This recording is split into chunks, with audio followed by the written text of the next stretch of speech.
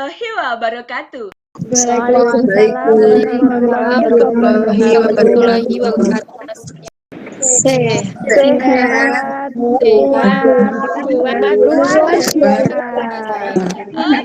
puji Tuhan. Selamat datang di kelas IPPD, Ilmu Penyakit dan Penunjang Diagnostik dengan pokok bahasan kanker paru.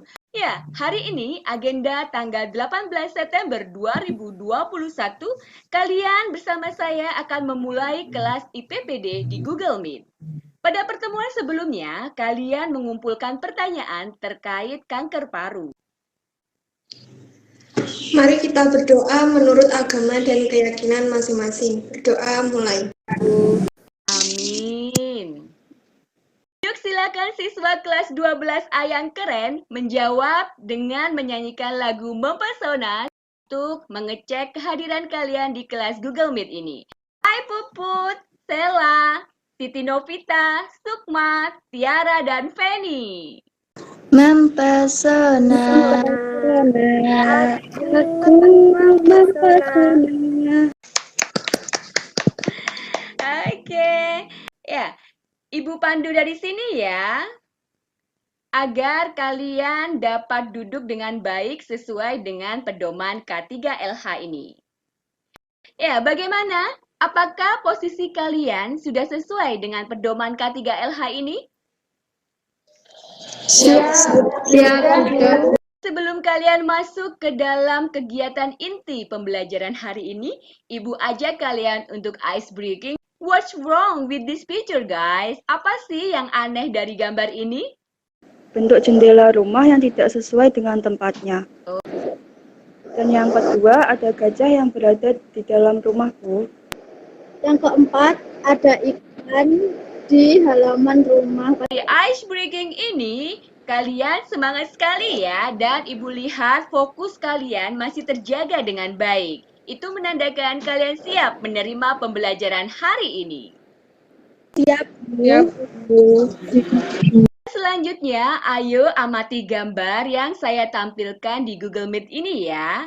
Nah, apa saja yang dapat kalian amati dari gambar ini? Dan analisalah mengenai dampak rokok bagi kesehatan paru-paru.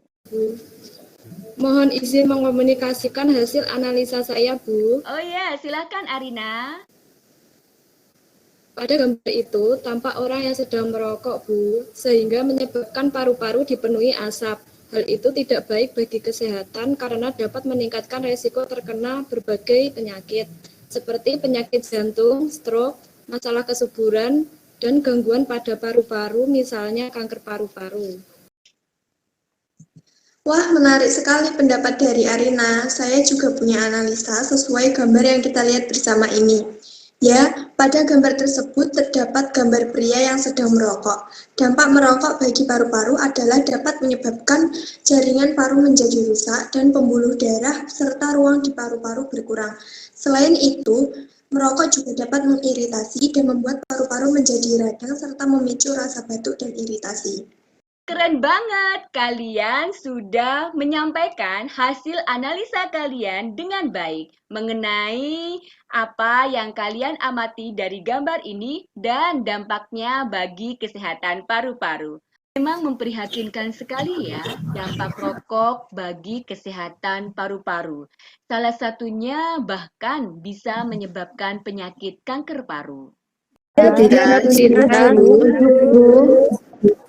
Siswa-siswa yang hebat, untuk itulah kita di hari ini berada di kelas online IPPD dengan tujuan pembelajaran sesuai dengan kompetensi dasar 3.15 menerapkan pemeriksaan keganasan dalam anatomi fisiologi dan kompetensi dasar 4.15 melaksanakan pemeriksaan keganasan dalam anatomi fisiologi, yaitu setelah mengamati PPT, video pembelajaran, mengerjakan LKPD, dan diskusi presentasi, peserta didik dapat menganalisis pengertian kanker paru, etiologi, klasifikasi, stadium, tanda dan gejala, pemeriksaan penunjang, komplikasi, penata laksanaan kanker paru, pencegahannya, dan melaksanakan persiapan pemeriksaan kanker paru dengan tepat, cermat, dan disiplin. Baik, Bu. Baik, Bu. Baik, Bu. Baik, Bu.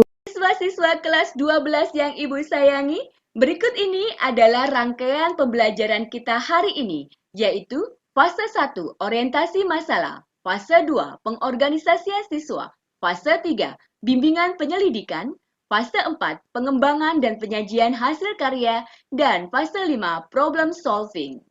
Perlu saya komunikasikan bahwa di dalam kegiatan pembelajaran ini, mulai dari awal, pertengahan, dan akhir, ada penilaian keterampilan menggunakan lembar observasi diskusi saat kalian bersama kelompok mengerjakan LKPD, lembar kerja peserta didik. Dan penilaian sikap dengan menggunakan lembar penilaian sikap dan penilaian pengetahuan dengan menggunakan soal pilihan ganda di akhir jam pelajaran ini yang akan saya sampaikan melalui quizzes. Are you ready, guys? yes. Oke guys, langkah pertama di pembelajaran kita hari ini adalah fase 1, orientasi masalah. Ya, di kegiatan ini, Ibu akan mengajak kalian untuk orientasi atau mengenal permasalahan terkait kanker paru. Dengan cara yang pertama, silakan kalian menelaah LKPD tentang kanker paru yang telah dibagikan sebelumnya melalui Google Classroom. Siap, Bu Dita. Setelah saya menelaah tentang kanker paru sesuai bahan ajar yang sudah dibagikan di Google Classroom, saya mohon izin bertanya, Bu. Ya, silakan Feni.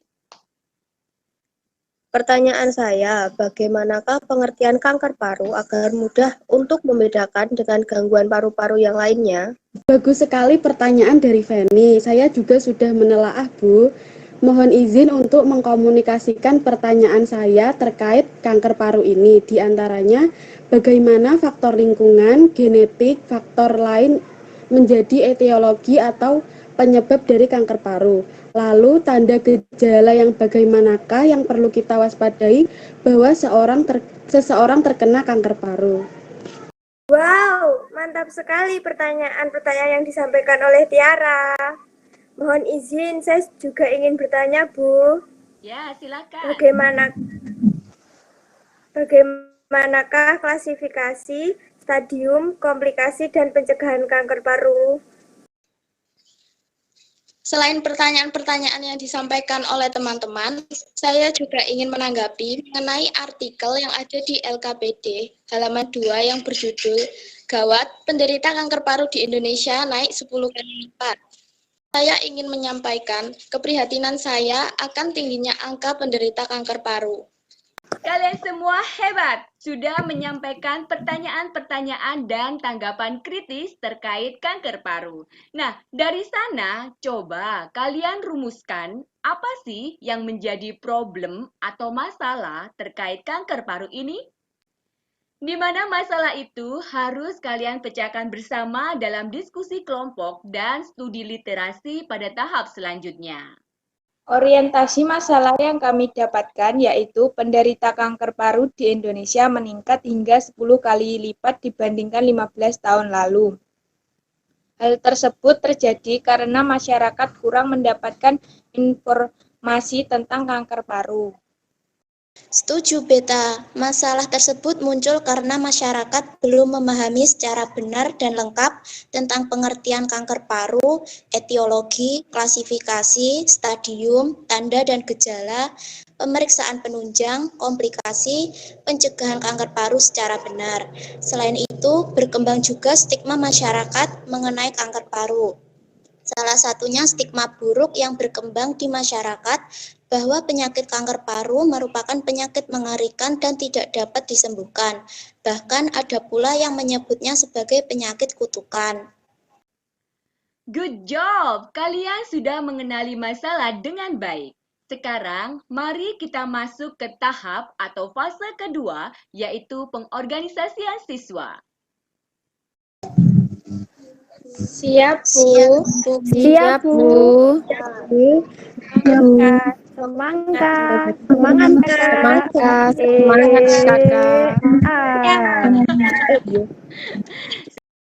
Siswa-siswa yang berbahagia, kita masuk fase 2, pengorganisasian siswa.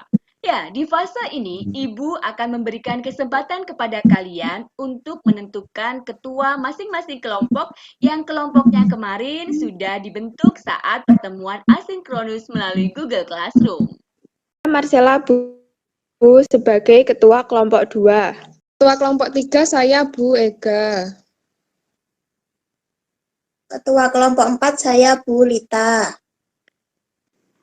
Kalau kelompok 5 saya Bu Keisa ketuanya. Good, kalian sudah mengorganisasikan kelompok lengkap dengan ketuanya. Baik, sekarang saya akan mengorganisasikan pemikiran kalian tentang LKPD, lembar kerja peserta didik, sebagai panduan kalian dalam penyelesaian masalah terkait kanker paru yang sudah kalian ketahui masalahnya pada fase 1 tadi. Ya, pertama, silakan kalian buka LKPD halaman 4 ya, dan halaman 5. Di sini kalian akan mengkomunikasikan secara tertulis hasil studi literasi terkait jawaban atas pertanyaan-pertanyaan yang kalian tuliskan di LKPD halaman 3 kemarin. Setelah itu silakan buka halaman 6. Di sini kalian akan mengkomunikasikan secara tertulis tentang rencana penyelesaian masalah peningkatan kasus kanker paru berdasarkan hasil diskusi kelompok. Setelah selesai, kalian akan mempresentasikannya dan saling memberikan pendapat terhadap hasil presentasi dari kelompok kalian. Bagaimana? Bisa dipahami penjelasan yang Ibu sampaikan ini? Siap, Kami mohon izin untuk diskusi dulu. Bisa Bu, kami mohon diskusi Bu. Good. Silakan sekarang kalian masuk ke fase 3, yaitu fase bimbingan penyelidikan.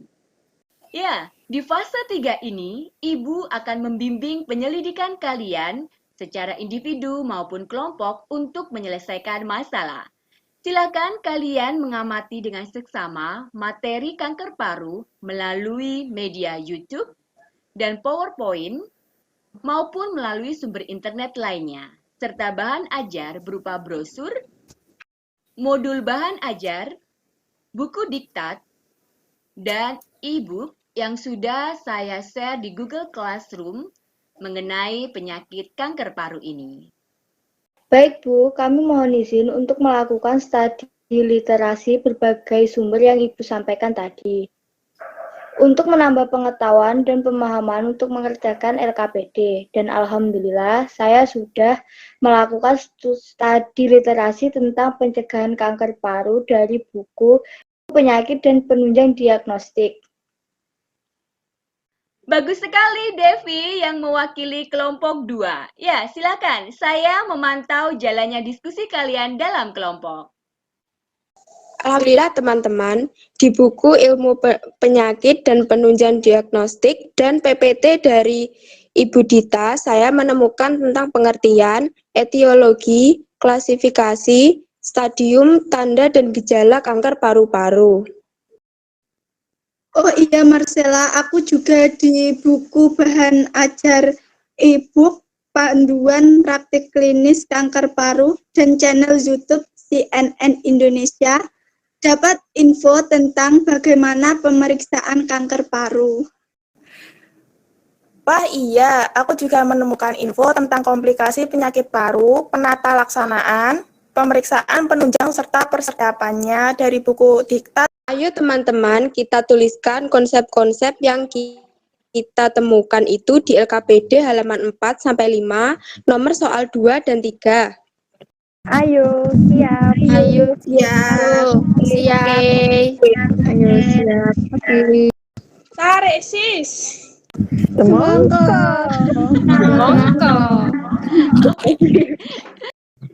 Oh iya, teman-teman kelompok 3, bagaimana bila rencana tindakan kita untuk mengatasi masalah peningkatan angka kejadian penderita kanker paru di Indonesia yang meningkat hingga 10 kali lipat dibandingkan 15 tahun yang lalu adalah dengan melakukan edukasi mengenai pentingnya mengenal pengertian, faktor risiko, gejala, dan penaktalaksanaan kanker paru.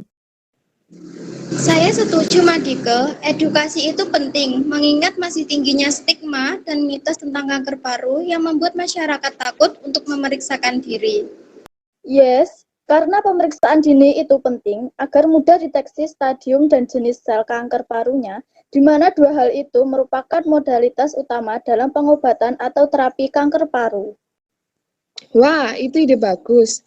Selain itu, kita juga dapat menyisipkan pesan ke masyarakat tentang etiologi kanker paru, agar masyarakat tidak terus-menerus termakan mitos atau stigma bahwa kanker paru karena kutukan dan hal lainnya yang tidak logis. Selain itu, pencegahan masyarakat, komplikasi yang dapat timbul apabila kanker paru dibiarkan begitu saja, dan pemeriksaan penunjang untuk kanker paru juga perlu disampaikan dalam edukasi tersebut. Bagaimana Bu Dita? Apakah diizinkan memberikan edukasi semacam itu?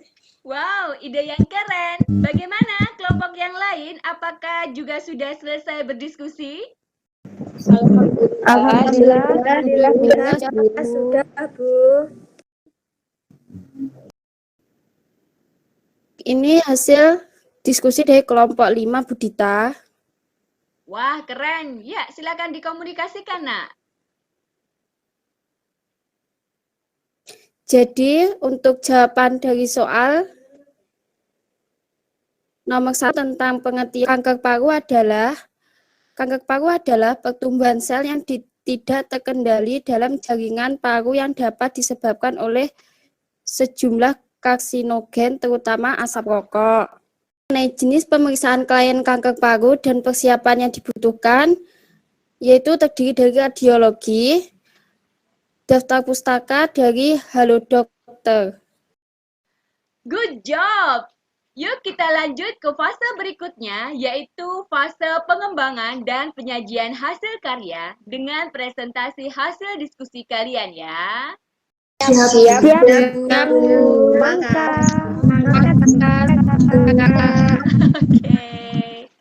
Puji Tuhan, siswa-siswa yang hebat, kita sudah masuk ke fase 4, pengembangan dan penyajian hasil karya. Silakan kelompok mempresentasikan hasil diskusi kelompok tentang jawaban pertanyaan di LKPD halaman 4 sampai dengan 6 melalui Google Meet. Ya, dengan aturan presentasi, waktu per kelompok 25 menit, 20 menit presentasi, dan 5 menit tanggapan atau pertanyaan dari kelompok lain. Mohon izin Bu Dita, kami dari kelompok 4 akan mempresentasikan hasil diskusi kelompok kami. Oke, silakan deh. Ayo beri tepuk tangan untuk menyemangati kelompok 4 yang akan presentasi.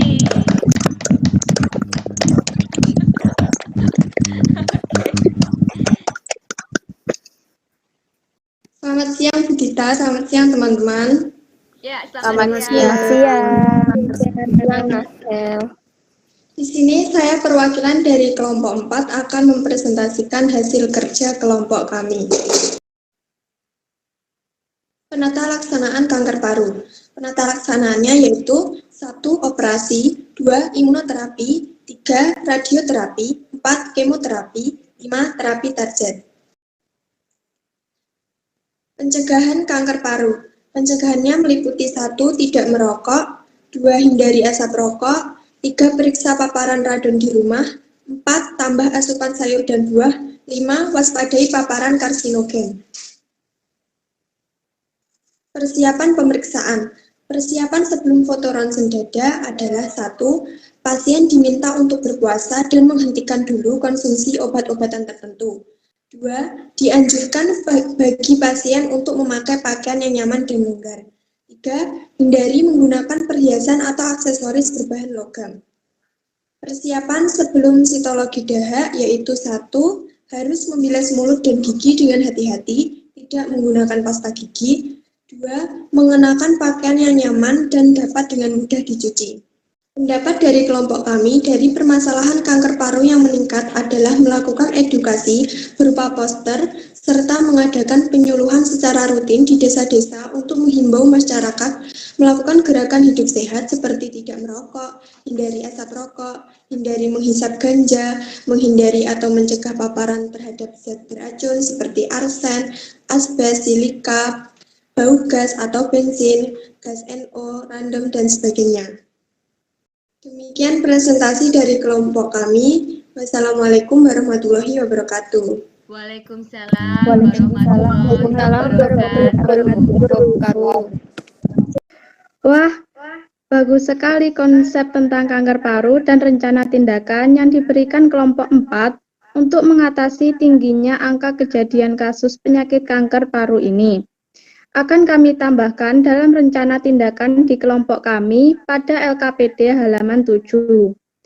Dan saya mewakili kelompok 3 ingin menyampaikan bahwa penyuluhan kanker paru tersebut hendaknya dilakukan dengan bijaksana dan usahakan jangan menimbulkan kanserophobia yang akan menimbulkan masalah tersendiri lagi. Kami setuju, Devi. Kami tambahkan juga dalam rencana tindakan kami di LKPD halaman 7. Terima kasih atas masukan yang diberikan. PowerPoint yang dibuat sangat menarik dengan desain yang unik. Mohon izinkan saya mewakili kelompok untuk bertanya 3 hal kepada kelompok 5, yaitu yang pertama, salah satu penata laksanaan kanker paru adalah terapi target. Nah, sebelum dilakukan terapi sebagai asisten perawat, kita perlu menaruh perhatian pada hal yang bagaimana ya? Yang kedua, bagaimanakah gejala pada setiap stadium kanker paru? Yang ketiga, menurut PowerPoint pada kelompok 4, di bagian etiologi kanker paru-paru, mengapa menghisap ganja dapat menyebabkan resiko terkena kanker paru? Terima kasih atas 3 pertanyaan yang diberikan. Kami akan menjawab berdasarkan berbagai buku atau sumber internet yang kami baca, di antaranya dari alodokter.com. Hal yang perlu diperhatikan dalam pemberian terapi target adalah kondisi pasien. Ya, karena kondisi pasien berhubungan dengan persiapan sebelum terapi, di mana persiapan ini tergantung pada jenis obat yang digunakan dan bagaimana obat kanker diberikan. Dokter akan berdiskusi dan menentukan obat terapi yang tepat sesuai dengan kondisi pasien, termasuk jenis dan stadium kanker, kondisi kesehatan pasien, serta riwayat pengobatan kemoterapi atau terapi kanker lain sebelumnya. Selanjutnya, saya mewakili kelompok 4 akan menjawab pertanyaan tentang gejala pada setiap kanker paru. Gejala pada setiap stadium hampir sama, di antaranya pada stadium 1, gejala dapat muncul pada pasien antara lain seperti batuk yang tidak kunjung sembuh, batuk berdarah, bahkan penderita mengalami sesak nafas. Stadium 2, gejala biasa muncul pada pasien seperti ini adalah batuk yang tidak kunjung sembuh, batuk berdarah, sesak nafas, nyeri pada bagian dada, suara serak, hingga terjadi infeksi berulang baik pneumonia maupun bronkitis. Stadium 3, gejala yang kerap muncul antara lain batuk yang tak kunjung sembuh, batuk berdarah, sesak nafas, suara serak, nyeri dada, nyeri bahu, hingga nyeri punggung. Stadium 4, gejala yang akan muncul seperti batuk tidak kunjung sembuh, batuk berdarah, sesak nafas, suara serak, nyeri dada, nyeri bahu, nyeri punggung, perubahan sistem syaraf, seperti kejang, gangguan keseimbangan, kulit serta mata menguning, bahkan timbul benjolan pada permukaan kulit karena sel kanker sudah terlanjur menyebar ke organ kulit. Selanjutnya, mengenai efek ganja sebagai faktor resiko kanker paru. Penggunaan tanaman ganja tanpa didasari oleh indikasi medis dan tidak di bawah pengawasan dokter hanya akan memberikan dampak negatif bagi kesehatan. Umumnya, ganja dikonsumsi dengan cara dibakar dan diisap, baik dalam bentuk rokok linting, rokok pipa, atau cerutu. Seiring waktu, ganja dapat menyebabkan kerusakan paru-paru atau pembuluh darah karena asapnya mengandung racun serta zat pemicu peradangan dan sel kanker. Jawaban ini kami ambil berdasarkan studi literasi yang kami lakukan dari artikel yang berjudul Berbagai Efek Ganja Bagi Kesehatan Tubuh dan ditulis oleh Dr. Seni Agustin di tahun 2021 ini. Benar sekali tanggapan yang disampaikan oleh kelompok 4 atas pertanyaan yang disampaikan oleh Nasya. Selain itu, saya ingin menguatkan mengenai terapi target sebagai penanganan kanker paru. Terapi tersebut haruslah benar-benar kita perhatikan dan harus dalam pengawasan dokter. Karena ada efek samping yang ditimbulkan setelah menjalani terapi target ini. Di antaranya, pasien dapat saja mengalami diare, gangguan pada liver, kemudian masalah pada kulit, gangguan penggumpalan darah dan penyembuhan luka, hipertensi, kelelahan, sariawan, dan bahkan masalah rambut seperti kebotakan. Terima kasih Bu Dita atas penguatan yang diberikan. Baik, itulah feedback yang kami berikan kepada kelompok 5. Bagaimana bisa diterima penjelasan dari kami? Alhamdulillah sudah dapat kami terima dengan baik. Terima kasih untuk kelompok 4 atas penjelasan yang diberikan. Wow, keren! Pengembangan dan penyajian hasil karya melalui presentasi dan pemberian feedback dari kelompok lain yang sudah kalian lakukan.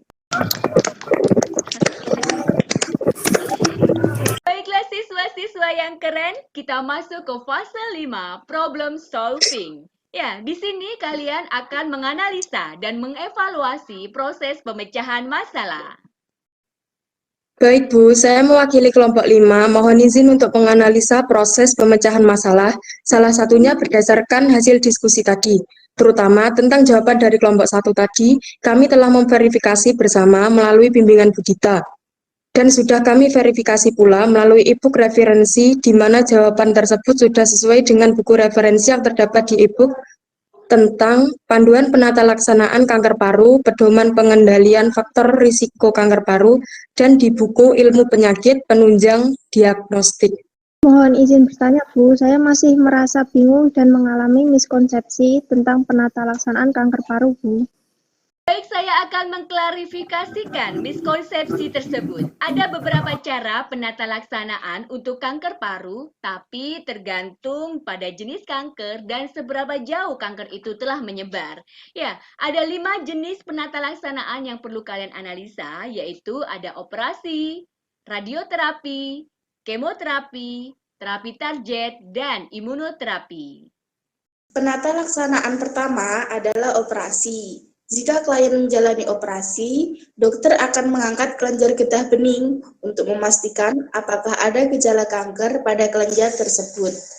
Sementara itu, jika kanker ini sudah menyebar ke bagian tubuh lainnya, dokter akan merekomendasikan kemoterapi atau radioterapi sebelum menjalani operasi.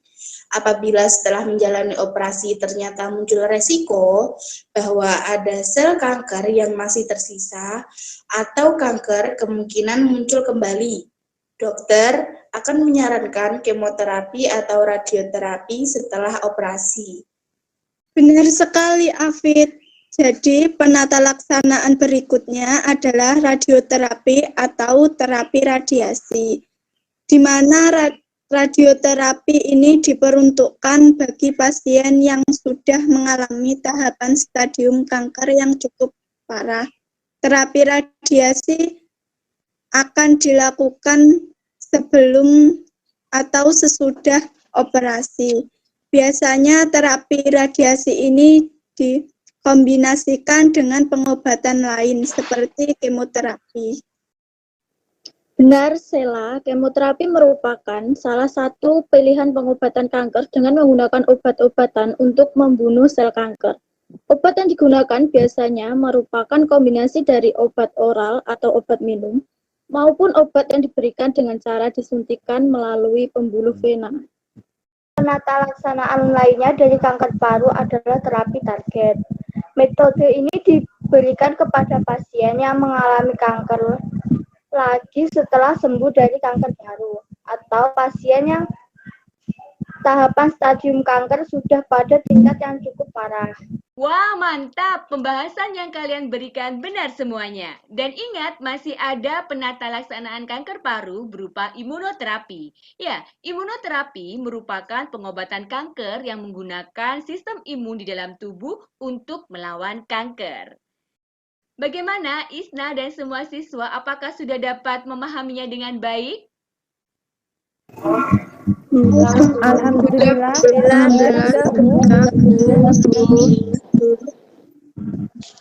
Puji Tuhan. Nah, sekarang mari kita ambil kesimpulan dari problem yang dihadapi sesuai dengan masukan yang kalian peroleh dari kelompok lain dan Budita tadi ya.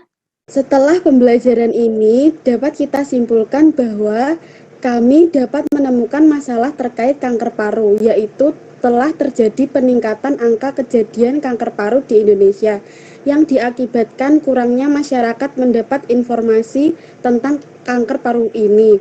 Sehingga pemecahan masalah yang tepat adalah diperlukan upaya pemberian edukasi kepada masyarakat tentang kanker paru. Oke, bagus sekali analisa dan evaluasi pemecahan masalah serta kesimpulan yang sudah kalian berikan. Kita telah sampai di bagian penutupan kelas ini. Sebelum kegiatan ini diakhiri, mari kita melakukan refleksi pembelajaran. Alhamdulillah, kita bersama dalam kelompok dengan bimbingan Budita hari ini mempelajari tentang menganalisis pengertian kanker paru, etiologi, klasifikasi, stadium, tanda dan gejala, pemeriksaan penunjang, komplikasi, pencegahan, persiapan pemeriksaan kanker paru. Wah, banyak sekali ya yang kalian pelajari. Ya, Budita. Terima kasih, Bu. Oke. Selanjutnya, apa yang kalian paling sukai dari pembelajaran hari ini? Dari pembelajaran hari ini, yang paling saya sukai adalah saya di dalam kelompok dapat belajar bagaimana berkolaborasi, berpikir kritis dan kreatif serta inovatif dalam memecahkan masalah peningkatan kasus penyakit kanker paru ini, Bu. Oke, good. Selanjutnya, apa sih yang belum kalian pahami dari pembelajaran hari ini? Alhamdulillah sudah paham, Bu. Oke, siswa-siswa yang keren, yuk sekarang masuk ke kuisis untuk menguji analisa kalian tentang konsep kanker paru yang sudah kalian dapatkan. Siap, Bu. Oke, kita mulai ya. Sudah masuk.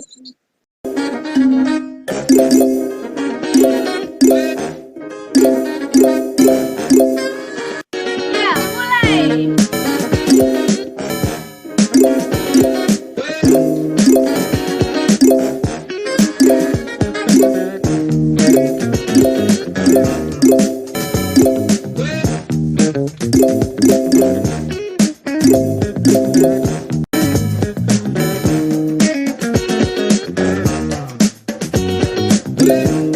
Saya mengucapkan selamat dan sukses untuk siswa-siswa yang termasuk dalam kategori penilaian amat baik dari segi pengetahuan, sikap, dan keterampilan di sepanjang pembelajaran IPPD ini, yaitu ada Enda, Fadila, Lita, Olivia, Rahel, Vina, Beta, Ega, Amelia, Puput, Isna, dan Hastari. Pertahankan prestasi kalian ini ya. Alhamdulillah, siap, Bu. Oke, selamat dan selamat dan sukses juga untuk siswa-siswa hebat yang termasuk penilaian kategori baik. Ada Claresta, Marcella, Tiara, Disma, Nova, Devisa Smita, Sela, Keisha, dan Nasya.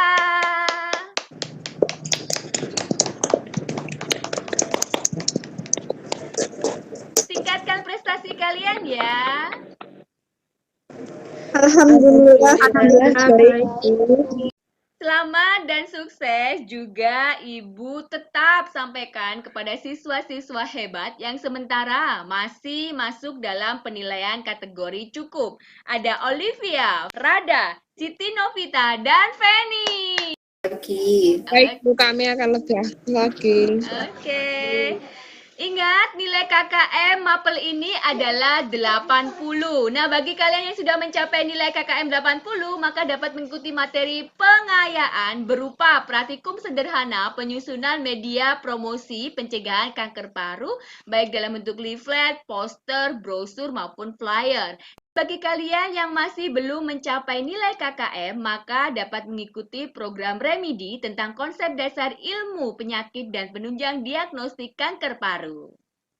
Baiklah siswa-siswa pembelajar yang hebat, saya senang membersamai kalian semua untuk kelas IPPD hari ini tanggal 18 September 2021. Sampai jumpa di pertemuan selanjutnya hari Rabu tanggal 22 September 2021 dengan materi tentang penyakit pada anak yaitu demam berdarah dengue. Oke, baiklah kita akhiri dengan berdoa menurut agama dan keyakinan masing-masing. Berdoa, silahkan.